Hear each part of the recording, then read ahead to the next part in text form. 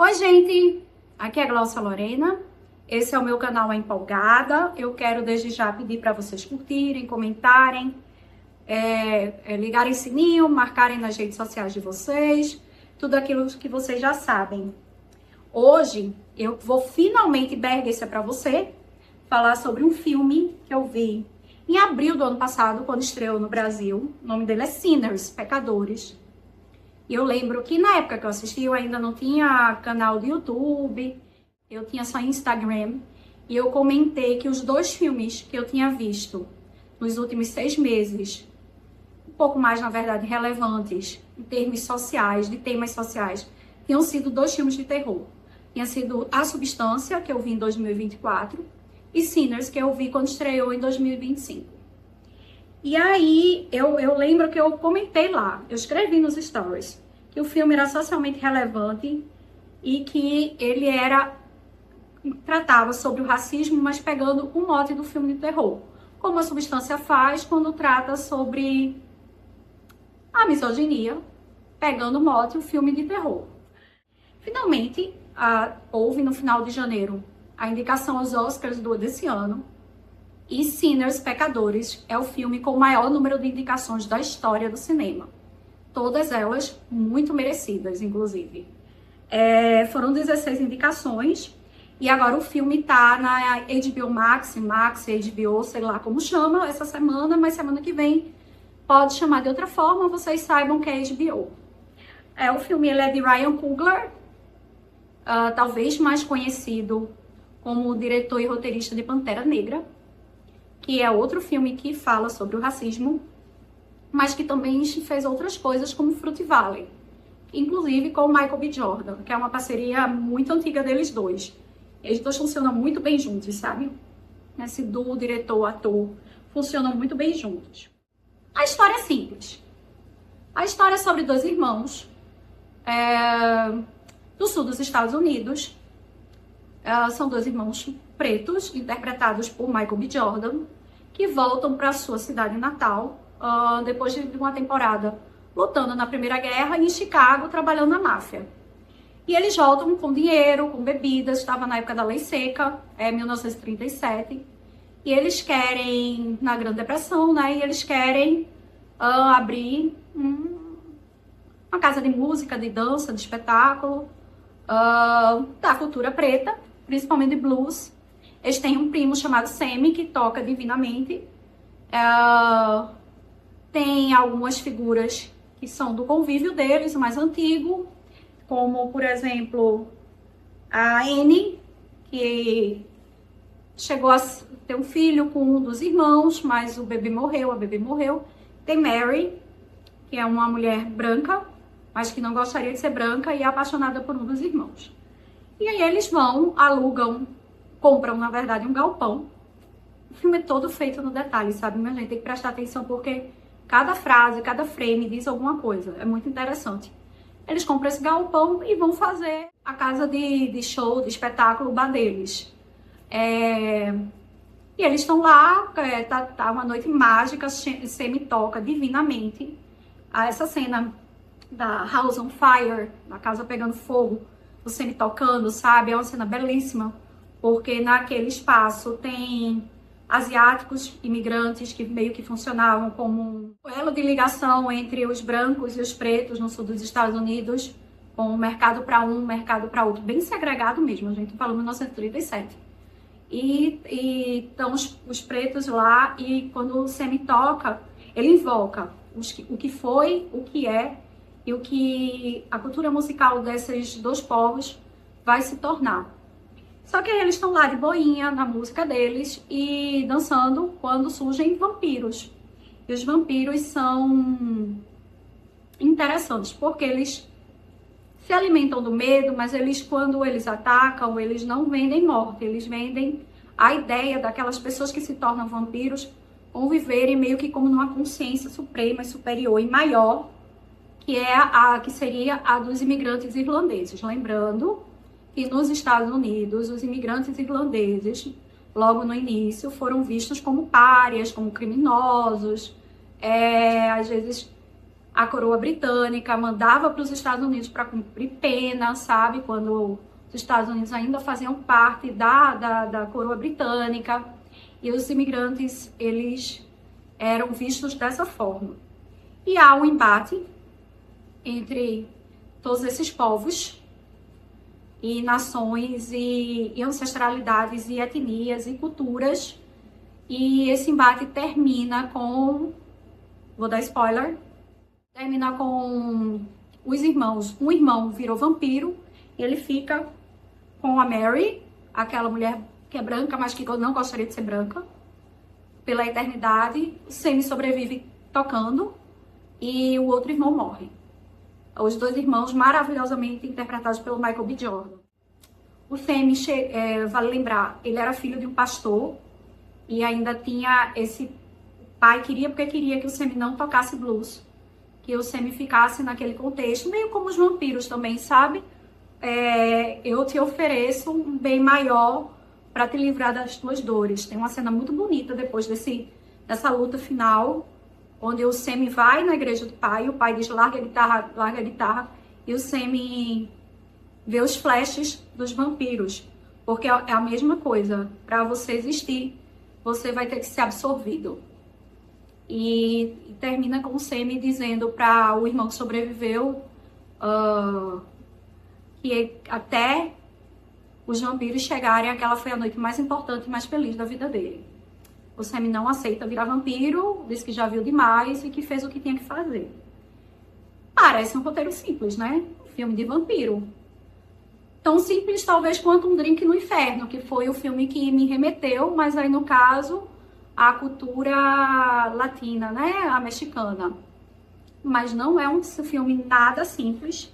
E eu agora vou querer aprofundar algumas coisas. No direito, tem dois conceitos, o conceito da propriedade e o conceito da posse.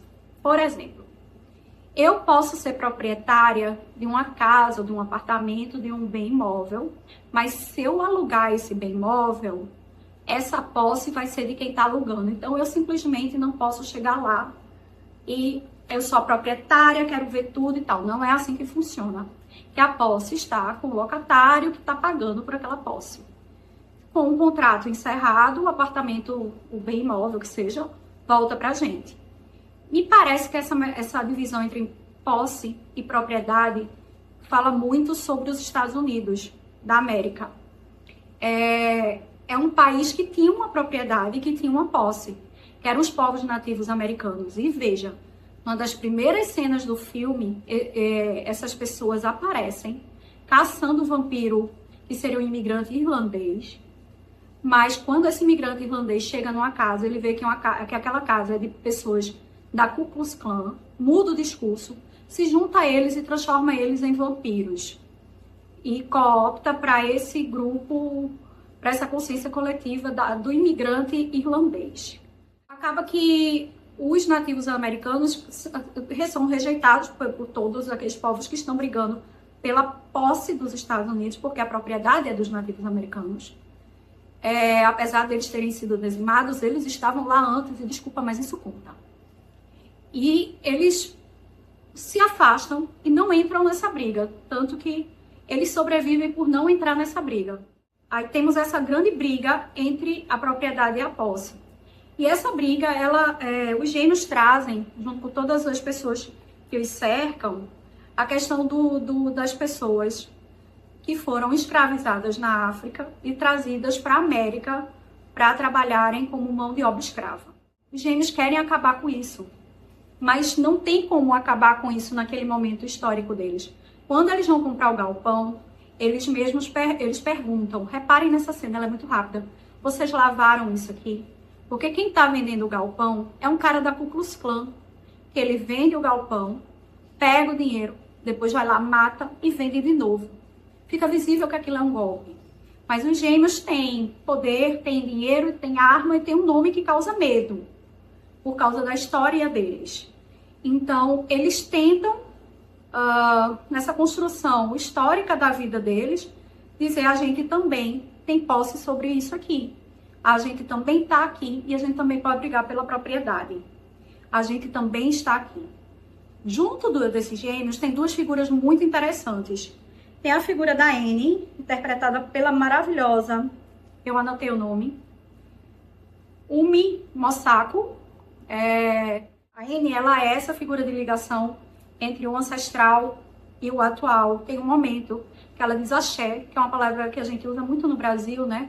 Que é muito dessa diáspora africana forçada nas Américas. Que axé é aquela palavra que para desejar que as coisas sejam da melhor forma como a gente quer. Mas tem também a figura da Mary, que é uma mulher que tem algum sangue africano, pelo que ela fala, tá? Sua construção de identidade. Mas ela é branca, visualmente branca. E ela não gosta de ser branca, porque ela queria estar com um dos gêmeos. E ela é aquele tipo de pessoa cuidar com os aliados, sabe, minha gente? É a sensação que eu fico, né, com a personagem da Mary, porque ela parece boazinha, mas ela é capaz de lhe destruir se ela não conseguir ser quem ela é. Já mencionei a cena do blues, da House on Fire. É uma das cenas mais bonitas que eu já vi no cinema. Eu lembro que quando eu assisti, eu fiquei achando que era quase um evento religioso aquilo ali, sabe? Eu revi recentemente o filme para fazer esse vídeo. Eu acho que é um elemento religioso. Aquela cena de conjuração da ancestralidade e de como essa cultura vai sobreviver no tempo com outras manifestações musicais, de dança, artísticas. E aí temos a figura dos imigrantes chineses, que funcionam meio que como mediadores dessa situação entre os brancos e entre os pretos nos Estados Unidos. É um casal com uma filha, eles têm dois mercados, um dos pretos, um dos brancos. Essa segregação é muito bem mostrada no filme. E o Ryan Coogler, ele constrói um roteiro que ele é todo nos detalhes. A música, o tom da música, aquelas cenas, elas não têm sentido se a gente não prestar atenção na música. Deixa eu dar um exemplo. Eles estão no carro, o personagem do Delroy lindo, maravilhoso. E aí eles estão no carro e o Delroy está contando um episódio de linchamento de cantores de blues pretos. E aí, ele quase chorando, ele bate na perna e isso vira um ritmo de um blues que o Sammy toca junto. A música vem, o blues vem como resistência. Nesse trecho também, eles comentam que os brancos gostam do blues, mas os brancos não gostam de quem faz o blues. E, de fato, o blues originou o rock and roll, que foi cooptado por figuras brancas, como todo mundo acha que Elvis é o rei do rock, né? A gente sabe que não é. E houve um apagamento histórico que não perdura, isso tem sido discutido, mas o blues deu origem ao rock and roll. Então, o som, toda a sonoridade, toda a batida, se vocês não estiverem entendendo nada do que está sendo dito ali no filme, preste atenção no som, na música. É bom ver com o som mais alto. No cinema eu fui numa sessão, estava muito boa, porque a música, a mixagem desse filme é um projeto de imersão na história. É importantíssimo, principalmente na cena da batalha. Eu sei que tem gente que não gosta das cenas de batalha, porque eu acho que estava esperando um filme tradicional de vampiro. Mas aqui nesse filme, o vampiro é essa figura que se alimenta do medo para oferecer uma solução suprema para as pessoas se sentirem seguras. E essa solução suprema é cada um abrir mão de quem é, de quem foi, do que deseja, para fazer parte de um outro grupo. Que nesse caso seria o grupo dos imigrantes irlandeses, que já estariam mais estabelecidos ali nos Estados Unidos naquela época. Pode ver que tem, na parte da luta, já mais pro fim do filme, todo mundo dançando música tipo música celta. Os asiáticos, os pretos e os celtas, e o povo da Ku Klux Klan. Então, e esse mesmo elemento de fazer parte de abrir mão de quem você é para fazer parte de uma consciência maior, para se sentir seguro, também vem no discurso do pai pastor do Sammy. É um discurso do tipo, o que você está fazendo é errado, largue essa guitarra, venha professar sua fé, cantar música de igreja, para você estar seguro. Como se, para ter a posse, talvez alguma propriedade, nesse país dos Estados Unidos, as pessoas tenham que se tornar uma outra coisa. Uma coisa homogeneizada. Talvez o American Dream seja isso. Por isso não funciona. Sabe? A ideia é muito bonita, mas a prática é péssima. Talvez essa coisa homogeneizada seja o American Dream. Você tem que parecer com todos, menos com você mesmo. Para que individualidade, sabe? É uma reflexão fascinante que o filme faz. E o filme dá a resposta. O único jeito de você ter posse, nem que seja só sobre si próprio, é respeitando sua ancestralidade, seu desejo, sua vontade e quem você é. Tema recorrente nesse canal porque tem sido importante em tempos de massificação com redes sociais e afim, sabe? É um tema recorrente, eu sei, mas é um tema importante. Eu tô muito temerosa de fazer esse vídeo porque eu tô num lugar de fala que não é meu.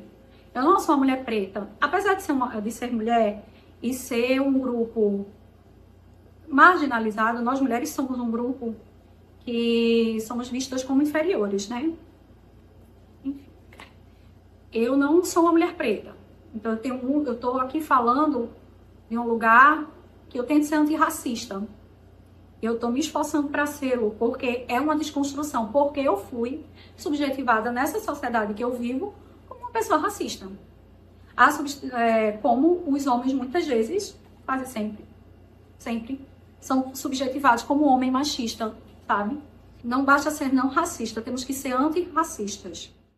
E aí esse filme que continua discutindo posse e propriedade desse lugar, desses Estados Unidos, com essas diversas pessoas que não queriam estar ali, porque foram levadas forçadas, seus ancestrais foram levados forçados de suas terras para trabalharem como mão de obra escrava. Continua falando sobre essa briga desses povos, dessas ancestralidades, dessas etnias, tentando se destruir ou absorver umas às outras. E se não conseguirem pela violência, vão tentar pela assimilação, seja pela fé imposta, seja pela via cultural dessa usurpação mesmo, como eu já falei da questão do blues e do rock. É um filmaço, é inegavelmente um filme muito bom, pautado em interpretações belíssimas, sabe? É um roteiro muito bom, é um roteiro feito de minúcias, de detalhes. Eu assisti a primeira vez, eu notei a questão dos mercados, mas eu não tinha notado, por exemplo, a questão do galpão, quando ele pergunta se isso foi lavado. Eu pensei a primeira vez, por que perguntou se isso foi lavado? Outra coisa, não fiquem agoniados para entenderem. O filme começa mais devagar, mas vai sendo construído e vai crescendo.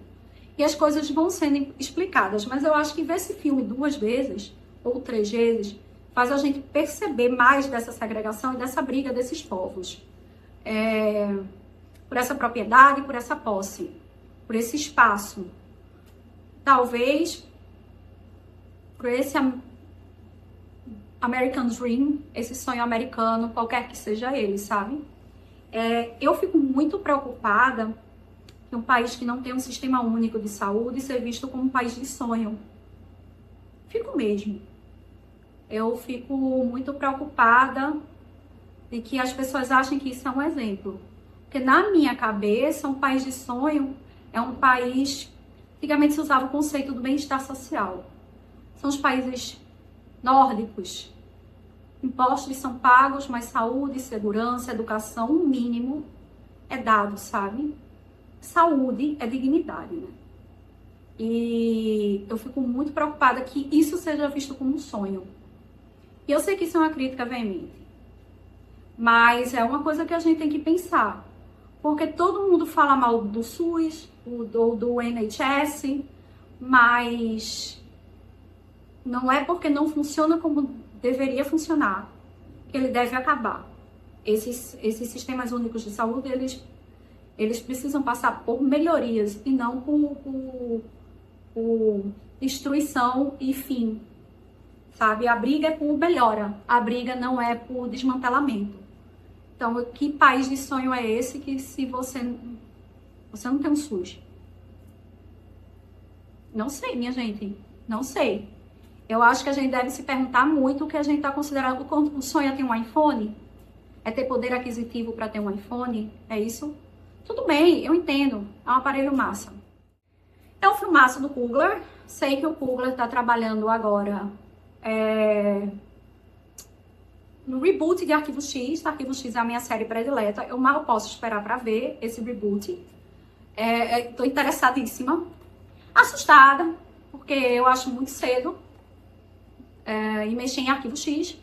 Mas o Coogler é competente pra caramba. Ele pode fazer coisas belíssimas com Arquivo X. E ele sabe dirigir ação, ele sabe dirigir terror.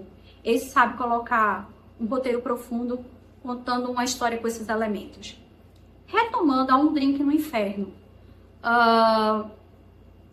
Eu retomo Um Drink no Inferno. Faz tempo que eu não vejo esse filme. O roteiro é do Tarantino. E ele pega elementos também da segregação dos latinos nos Estados Unidos dentro de um bar. Eu acho que vale assistir Sinners e Um Drink no Inferno, um depois do outro. Porque os questionamentos são os mesmos, sabe? Talvez para quem gosta do gore, tenha mais em Um Drink no Inferno. Com relação à eterna briga entre propriedade e posse dos Estados Unidos, eu acho que ela não foi resolvida.